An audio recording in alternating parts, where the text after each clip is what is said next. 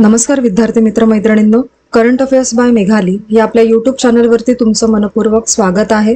इथे आपण daily current अफेअर्सचे important questions पाहतोय, जे तुम्हाला आपल्या येत्या MPSCच्या सर्व एक्झाम्समध्ये, सरळ सेवा आणि केंद्रीय परीक्षांमध्ये नक्कीच पाहायला मिळतील.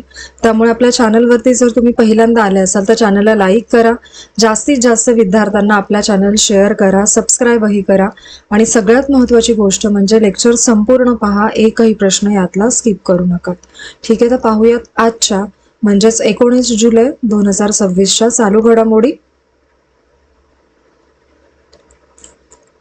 19 जुलै रोजी म्यानमारमध्ये कोणता दिवस साजरा केला जातो?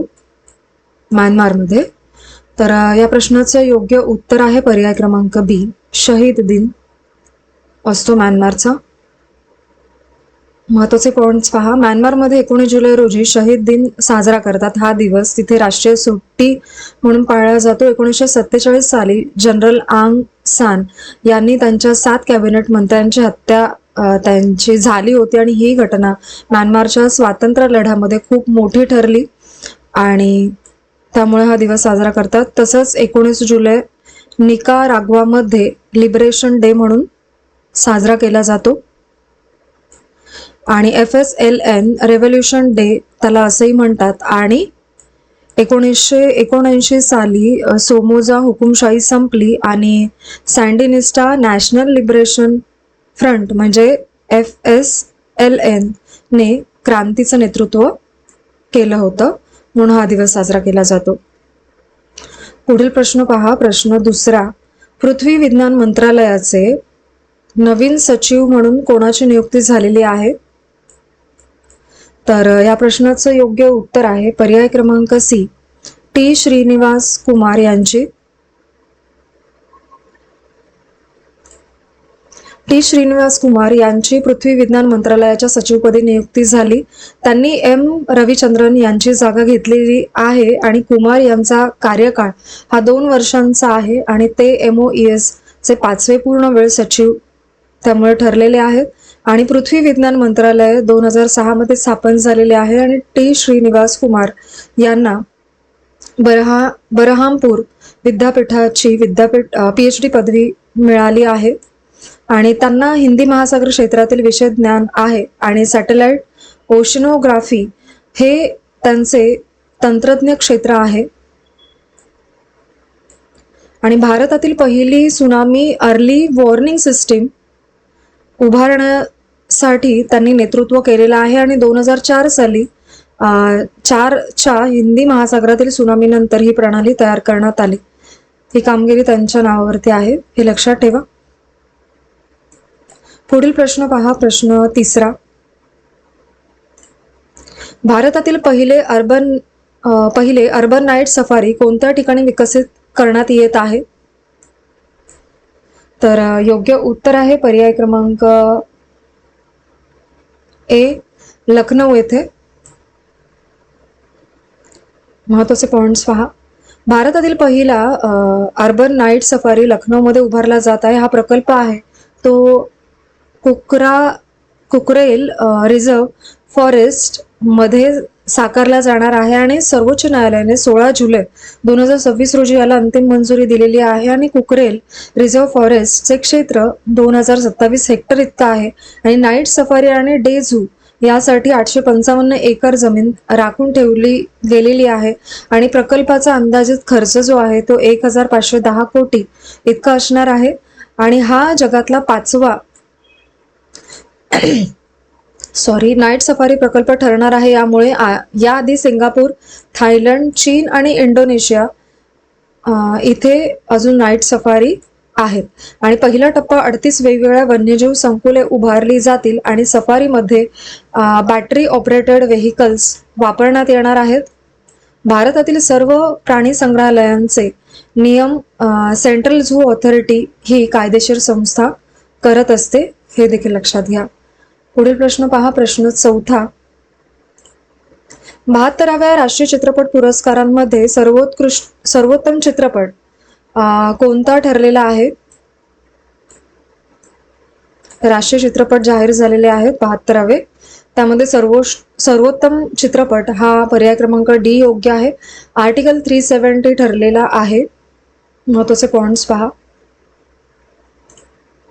72व्या राष्ट्रीय चित्रपट पुरस्काराची घोषणा 18 जुलै 2026 ला झाली आहे आणि हे पुरस्कार नवी दिल्लीमध्ये जाहीर झाले.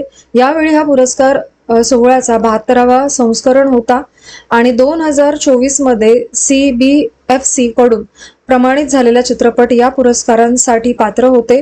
11 सदस्यांची ज्युरी नियुक्त करण्यात आली होती आणि त्याचे अध्यक्ष जयराज हे प्रसिद्ध दिग्दर्शक होते आणि हे पुरस्कार भारत सरकार देत असते. माहिती आणि प्रसारण मंत्रालय त्याचे आयोजन करते. डायरेक्टरेट ऑफ फिल्म फेस्टिवल्स याचे प्रशासन बघते. आणि सर्वोत्तम चित्रपटाचा पुरस्कार आर्टिकल 370 या चित्रपटाला मिळालेला आहे आणि सर्वोत्तम दिग्दर्शक म्हणून राजकुमार पेरियासामी अर्मन या चित्रपटासाठी त्यांना गौरवण्यात आलेले आहे.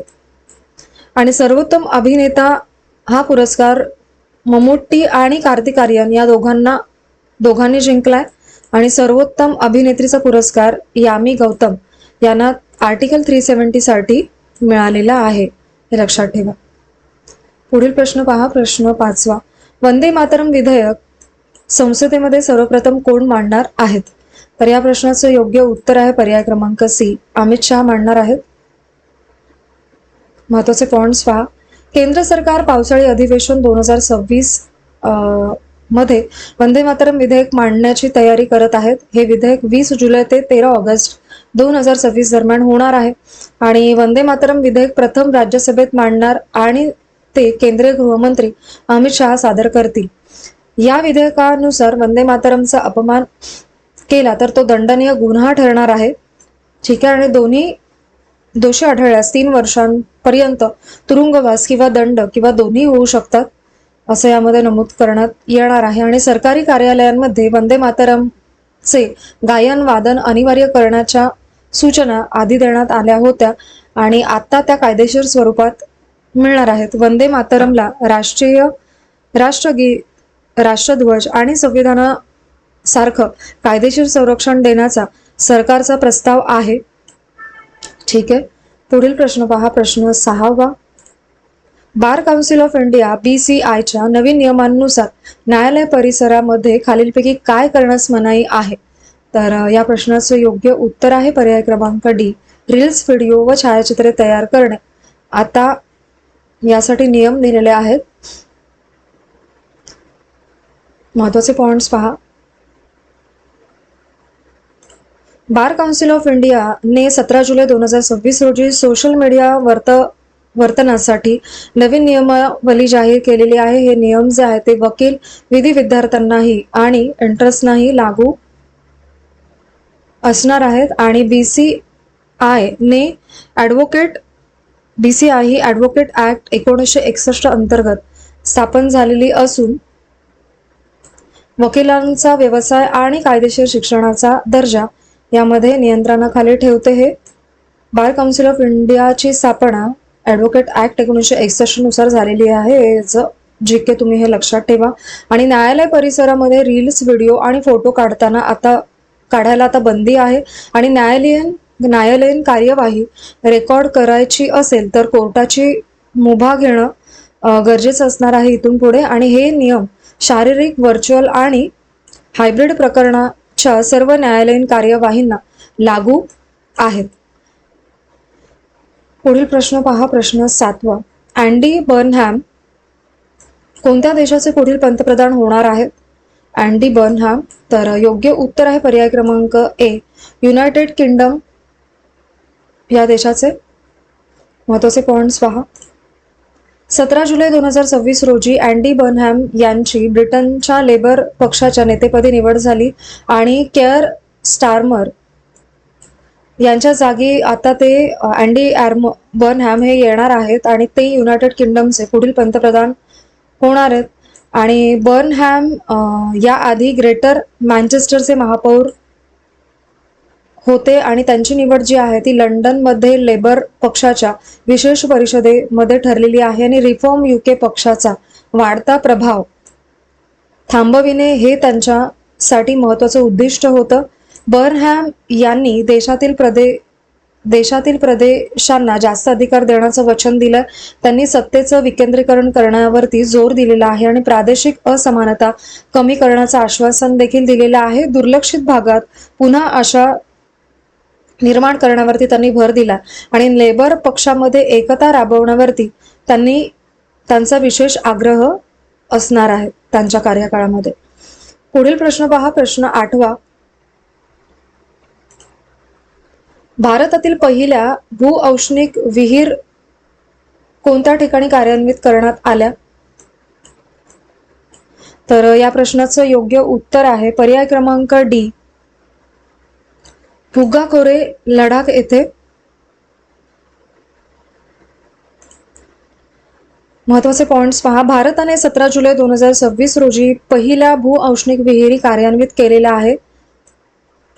हा प्रश्न लक्षात ठेवा येऊ शकतो.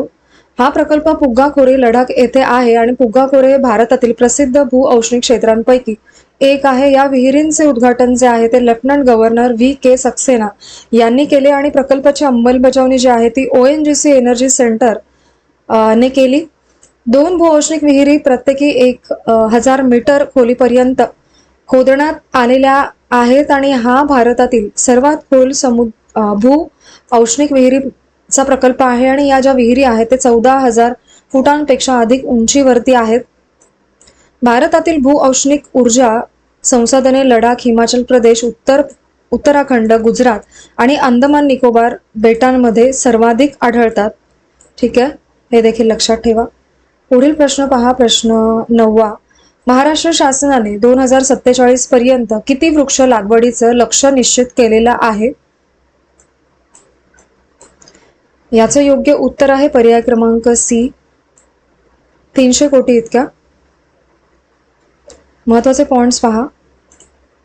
महाराष्ट्रामध्ये 2047 पर्यंत 300 कोटी वृक्ष लागवडीचं लक्ष्य निश्चित करण्यात आलेलं आहे. या मोहिमेसाठी हरित महाराष्ट्र आयोग स्थापन करण्यात येणार आहे. संबंधित आयोग लक्षात ठेवा. आणि आयोगाच्या नियामक मंडळाचे अध्यक्ष मुख्यमंत्री असतील. आयोगाचे उपाध्यक्ष मुख्यमंत्री असणार आहेत. आणि 300 कोटी वृक्ष लागवडीची अंमलबजावणी हरित महाराष्ट्र आयोग करणार आहे. आणि राज्यातील वन व वृक्ष आच्छादन सध्या जे आहे ते 21.25% इतकं आहे. दुसरा मुद्दा लक्षात ठेवा, सध्या प्रमाण किती आहे. ठीक आहे. आणि राज्याचे वन व वृक्ष आच्छादन 33% पर्यंत वाढवण्याचं यामध्ये उद्दिष्ट आहे. आणि वृक्ष लागवडीसाठी जिल्हानिहाय लँड बँक विकसित केली जाणार आहे. सध्या सुमारे 29,000 चौरस किलोमीटर जमीन उपलब्ध आहे. ठीक आहे. आणि 300 कोटी वृक्ष लागवड हे महाराष्ट्राच्या 2047 पर्यंतच्या दीर्घकालीन हरित विकास आराखड्याचा महत्वाचा भाग असणार आहे. पुढील प्रश्न पहा.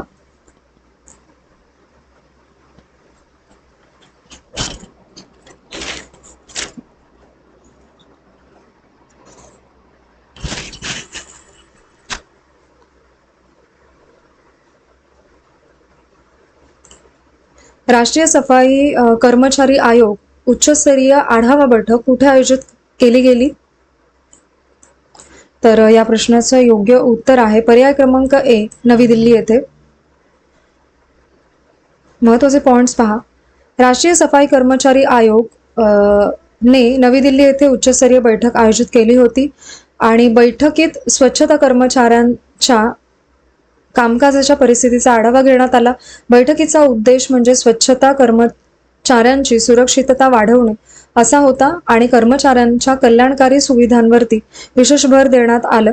कर्मचारी संघटनांच्या तक्रारी थेट ऐकण्यात आल्या.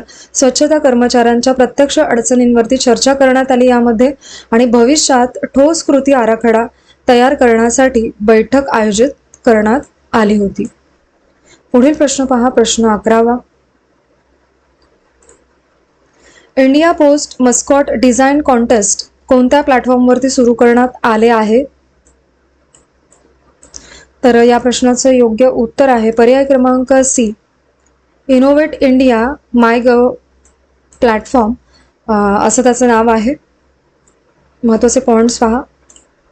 डाक विभागाने India post mascot design contest सुरू केलेला आहे आणि ही स्पर्धा जी आहे ती संचार मंत्रालयाच्या अंतर्गत आयोजित करण्यात आली आहे. आणि ही जी स्पर्धा आहे ती innovate India my go platform वरती आयोजित करण्यात आली आहे आणि स्पर्धेचा उद्देश म्हणजे इंडिया पोस्टसाठी अधिकृत शुभंकर तयार करणे असा आहे. आणि शुभंकराने विश्वासार्हता, सेवा आणि डिजिटल नवोपक्रम यांचे प्रतिनिधित्व करायचे आहे, असं साधारण एक थीम आहे. आणि स्पर्धा सर्वांसाठी खुली आहे. प्रत्येक स्पर्धकाला एक मूळ शुभंकर डिझाईन सादर करावा लागणार आहे यामध्ये. आणि ही स्पर्धा इंडिया पोस्टच्या ब्रँड प्रतिमेला बळकटी देण्यासाठी आयोजित करण्यात आलेली आहे. पुढील प्रश्न पहा, प्रश्न 12वा आणि आजचा आपला शेवटचा प्रश्न. महाराष्ट्र शासनाने कोणती योजना कायमस्वरूपी राज्यव्यापी योजना म्हणून मंजूर केलेली आहे? कायमस्वरूपी राज्यव्यापी योजना. ठीक आहे, तर याचं योग्य उत्तर आहे पर्याय क्रमांक ए, ॲग्री हॅकथॉन असं त्या योजनेचं नाव आहे. लक्षात ठेवा. महत्त्वाचे पॉइंट्स पहा. महाराष्ट्र शासनाने ॲग्री हॅकथॉनला कायमस्वरूपी राज्यव्यापी योजना म्हणून मंजुरी दिलेली आहे आणि या योजनेचा उद्देश म्हणजे शेतीमध्ये आधुनिक तंत्रज्ञानाचा वापर वाढवणे असा आहे. कृषी क्षेत्रामध्ये कृत्रिम बुद्धिमत्ता वापरण्यास प्रोत्साहन दिले जाणार आहे. यामध्ये योजना महाराष्ट्रातील 9 कृषी हवामान क्षेत्रातील समस्यांवरती केंद्रित आहे. कृषी मंत्री दत्तात्रय भरणे यांनी योजनेची माहिती दिली आणि ही घोषणा मुख्यमंत्री देवेंद्र फडणवीस यांच्या घोषणेनुसार करण्यात आलेली आहे. आणि प्रथम पारितोषिक दिवंगत अजित पवार यांच्या नावाने दिले जाणार आहे आणि प्रथम पारितोषिकासाठी 25 लाख इतकी रक्कम दिली जाणार आहे, तर द्वितीय पारितोषिकासाठी 15 लाख इतकी रक्कम मिळेल यामध्ये. आणि ही स्पर्धा दरवर्षी आयोजित केली जाणार आहे. आणि AI आधारित कृषी उपाय विकसित करण्यावरती विशेष भर यामध्ये देण्यात आलेला आहे. ठीक आहे, तर आजचे आपले 19 जुलै 2026चे डेली करंट अफेअर्स पाहून झालेले आहेत.